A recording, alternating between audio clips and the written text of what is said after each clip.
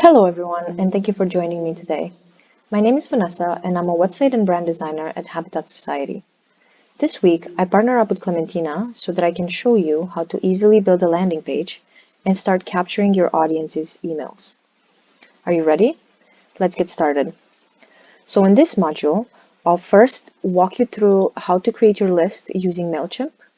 And once we've done that, we'll go ahead and start creating a basic website, basic landing page really, using Squarespace. So for this tutorial, you don't need any prior knowledge. The only thing that would be nice if you had handy was your copy. So for this tutorial, we will need the heading text, a subheading text. We'll have a button as well as a thank you message. So if you don't have your text ready, don't worry, you'll be able to go back at a later date and add that in. Perfect. So for now, we'll start with Mailchimp. So you'll just have to go to mailchimp.com and create your account. Then from here, you can click Audiences. We'll go to Audience Dashboard. And then we'll go to Create Audience. Now we'll name our audience. Default email address, we'll put our email. This is our company email. You can use whatever email you have. Default from name. Here, remind people how they signed up for your audience. I always like to leave this in. This is short reminder to choose your audience. You can write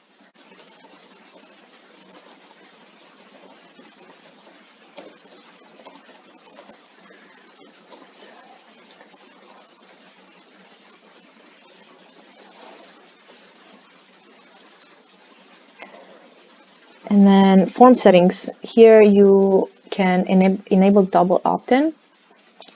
I usually leave this blank, but if you want a really primed audience, you can go ahead and click that. So this just basically makes your audience click through your emails twice to confirm their subscription, basically. And this second one, enable GDPR, this is important if you live outside of North America. I'm currently in Canada, so I don't need to click this, but if you live in Europe or elsewhere, you should definitely enable the GDPR field. And then notifications. So these are actually the notifications that you receive once someone has subscribed to your list. So you can have it either daily, one by one, or I usually check them at once, so I tend to not click any of these. But if this is your first list and you want a notification with everyone that signed up, go ahead and click the one by one. Great. So we'll just save that. Perfect. So now our audience is set up. So we can start creating a website with Squarespace. So you can navigate now to squarespace.com. And while there are many beautiful designs here to choose from, we're actually going to go ahead and start with just a simple launch page. And then again, you'll have many different templates to choose from. And you can even feel free to preview them before you choose one. And as you can see here on the left-hand side, they show you the desktop view, the tablet view, as well as the mobile view.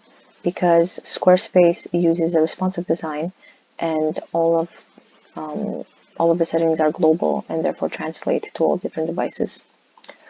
So I actually really like this template here, Selwood. I really love the white picture that goes behind the header.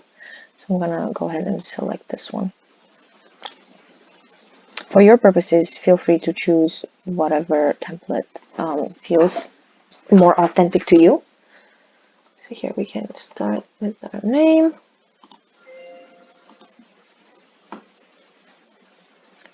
And now they want to walk you through a series of tutorials.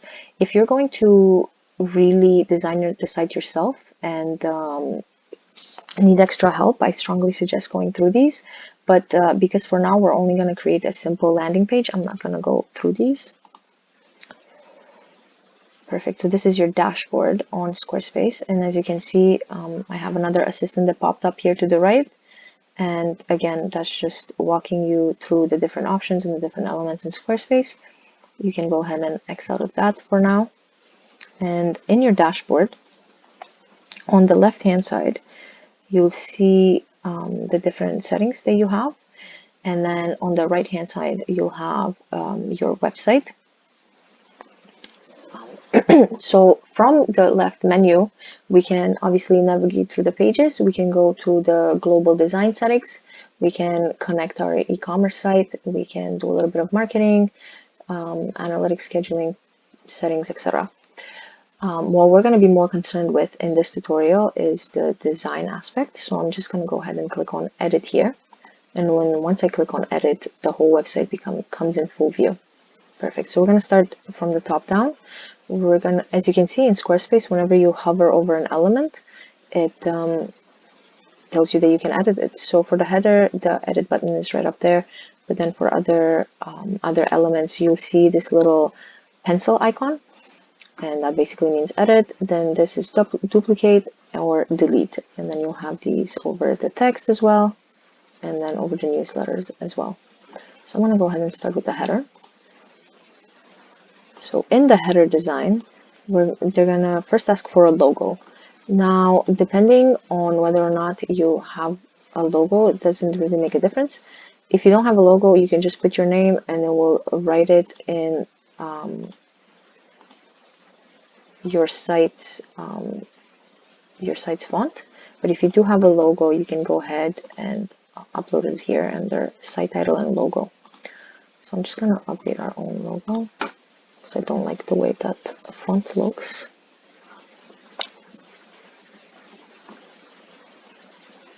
Great, that's much better. I'm just going to go back. And then another thing that you have here in the header is the social icons and this contact me button. So I actually do not want that contact me button. It's not really useful for my needs right now. So I'm going to remove. So I'm just going to go under elements here and then just toggle off the button. And I'm actually going to leave the social links. I always like to leave my social links, and I think it adds proof as well. So depending on your purposes, you can either leave them or take them out. As you can see, you can just toggle them off there, and you can edit them by just clicking here and just dropping in your links. Great. And then as you can see here, you'll have the colors. I have mine set as transparent, but obviously if yours has colors, you can choose whatever color fits with your brand. And this fixed position, this doesn't need to be toggled on right now because we're just creating a landing page, so we're really not scrolling beyond the fold, so it doesn't really matter. Perfect. So I think this is okay for now. I'm gonna go ahead and click in this large area here on this little, and I'm just gonna change my background image. So this is why it's really great to have your images and your text ready, because you can do it all at the same time as me. I already have my image, so I'm just gonna replace it here. And this one.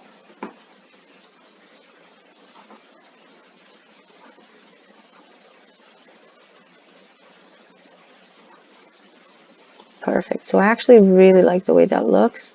I always like adding an image of my client or myself if I'm creating a landing page, just because it creates a connection with the viewer. And I think this photo in particular is very, very good for that. This is just an upsplash image, but I'm just, obviously she's smiling, she's engaged. So this is a really good image for our purposes. And then as you can see, you can also insert a video if you'd like, but I'm going to go ahead with the image.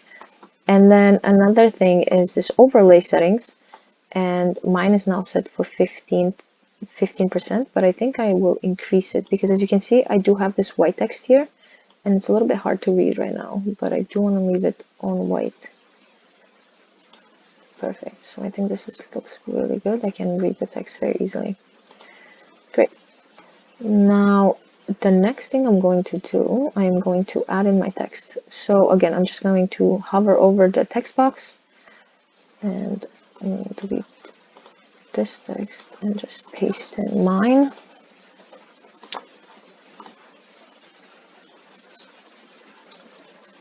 And same thing with the subheading.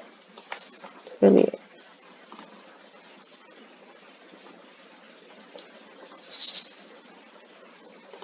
great. And we're actually going to go ahead and delete this new newsletter, even though it may seem counterintuitive, because we are going to use a form from Mailchimp. So as you saw, I did that really fast, but I basically just hovered over the element and clicked on the trash icon, and that newsletter went away. And now I'm hovering in that same spot where that was, and you can see this little teardrop. So I'm just going to click on that, and this pops up every time you want to add a new element. So I'm just going to go ahead and add a form.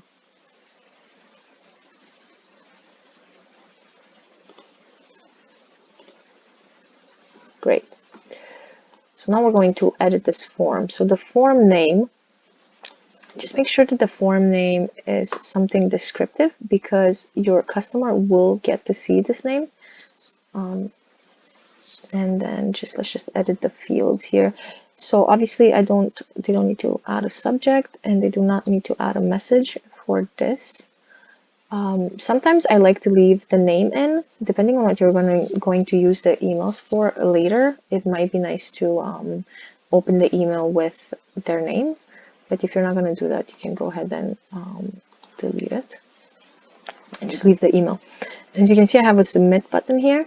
I am going to submit, sounds a little bit bland, so I'm going to change that text as well. And in order to do that, I'm just going to click in this edit form view here. I'm just going to click on advanced, and then here under submit button label, I'm going to click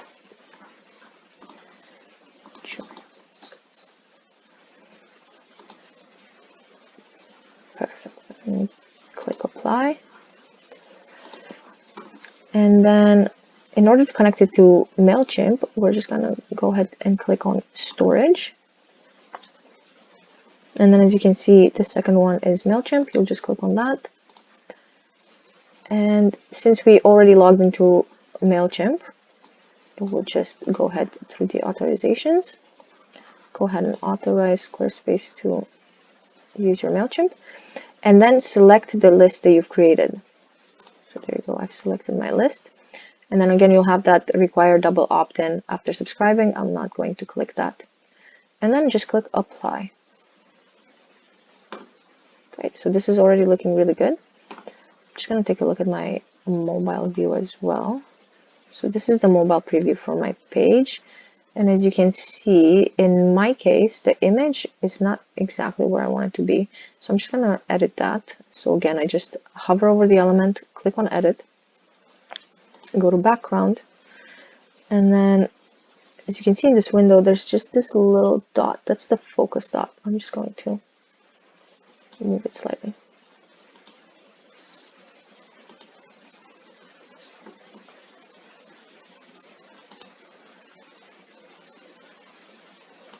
Too much. Perfect. I like that a lot better. Great. And then don't forget to click save. Save this.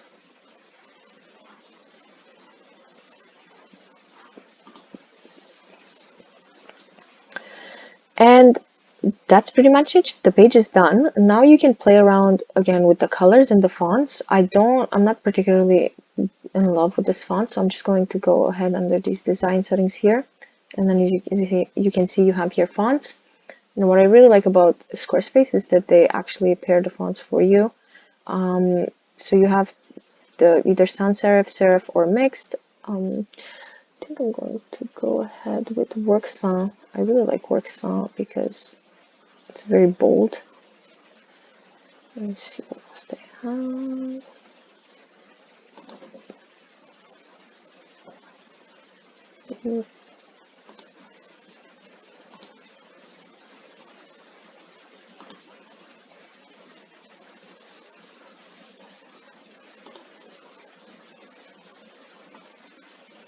I think this one is a little bit too much. I'm looking for bold, but that's too bold.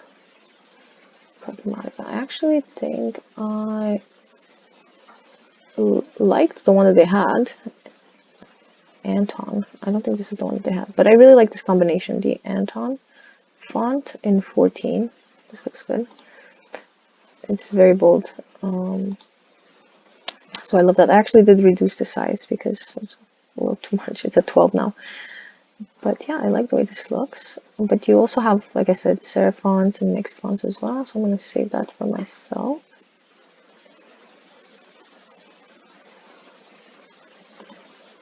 And then you can also play with the colors. Now, my color palette is quite simple because of the template that I chose. But as you can see, Squarespace does have different color palettes that they automatically make for you. So you can choose here if you're trying to stick with your brand colors. Well, actually, I really like the way the buttons are changing.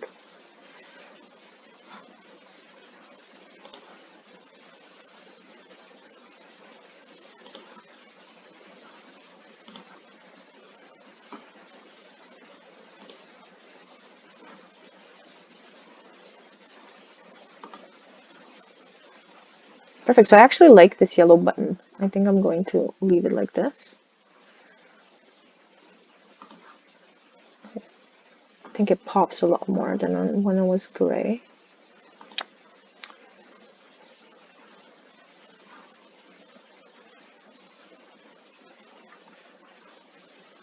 Great. This is it. This is your landing page.